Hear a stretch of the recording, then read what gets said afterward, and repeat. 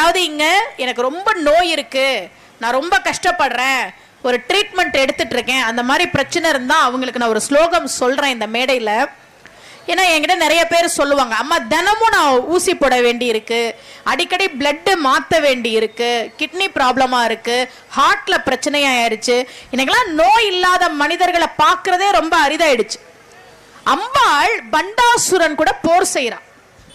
இந்த லலிதா சகஸ்ர நாமம் அப்படின்றதே அன்னை லலிதாம்பிகையினுடைய புகழை பாடக்கூடிய ஒரு நூல். அந்த லலிதாம்பிகை பண்டாசுரனோடு லலிதாம்பிகை போர் செய்கிறாள். ஒவ்வொரு நாளும் ஒவ்வொரு விதத்திலே பண்டாசுரன் தாக்குதல் நடத்துறான். அம்பாள் அதுக்கு ஏத்த மாதிரி அவன் கூட போர் செய்யறான்.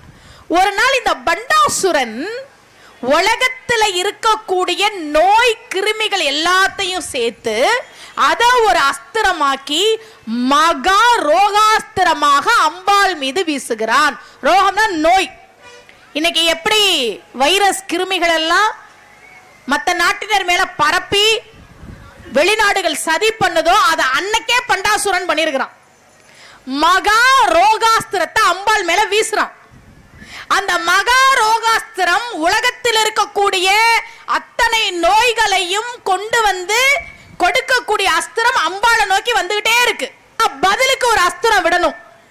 இவன் என்ன பண்ணா, ஆயுதத்தை எடுத்தா பெருமாளினுடைய 3 நாமங்கள்ல சொன்னா சொல்லி அந்த அஸ்திரத்தை நாமாஸ்திரமா மாத்தினா. வந்துகிட்டு இருக்கிறது ரோகாஸ்திரம், நோயை கொடுக்கக்கூடியது.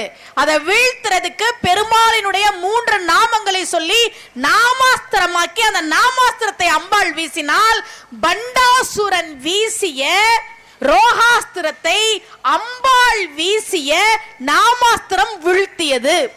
அந்த நாமங்கள் என்னென்ன தெரியுமா? அச்சுதன், அனந்தன், கோவிந்த். ஓம் அச்சுதாய நமக, ஓம் அனந்தாய நமக, ஓம் கோவிந்தாய நமகன்னு சொன்னா அது நோய் தீர்க்கும் மந்திரம். லலிதாம்பிகை வரலாறு நமக்கு சொல்கிறது.